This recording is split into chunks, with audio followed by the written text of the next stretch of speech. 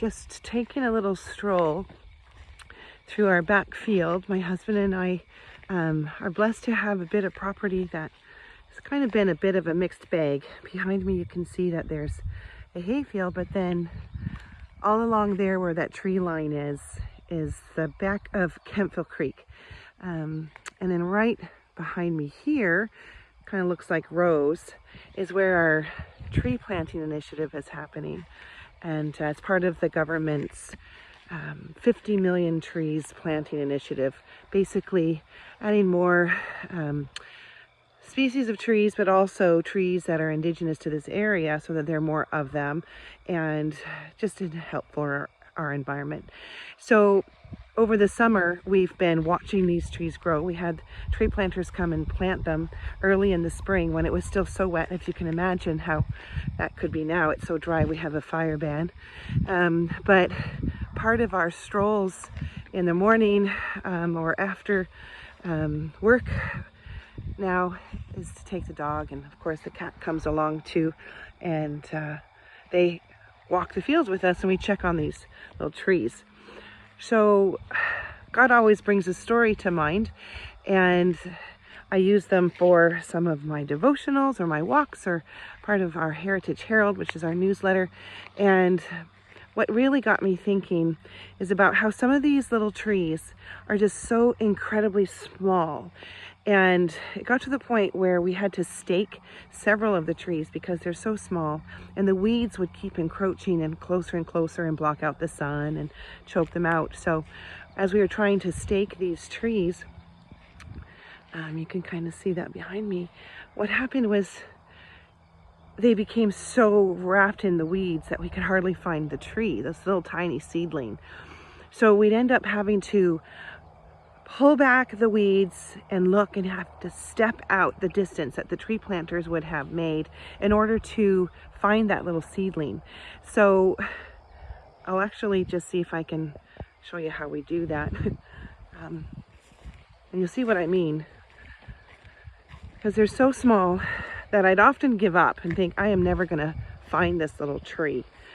But then I would find it and I would be so excited because I knew the importance of it, but also that I didn't want any of these trees to get lost. And isn't that how Scripture talks to us about how God chases us and he's running after me. And so when I get into this thick grass and the trees are really, really small, I say, I'm running after you. I'm gonna find you. And so I'll show you an example of that. I don't want this video to go on so long, but maybe I'll show you one that we've already kind of discovered. Back in here.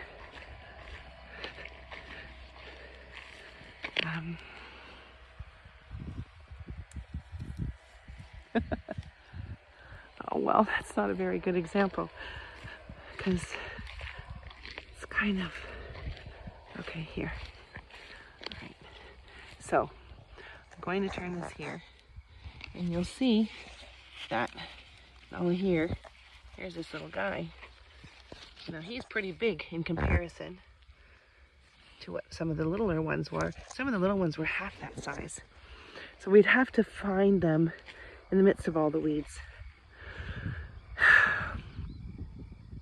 What I'm realizing is that some things are really worth pursuing, and some things are in God's control. We might find something that we really, really are passionate about, and it takes a lot of searching in our hearts and our soul to stay connected and committed to that.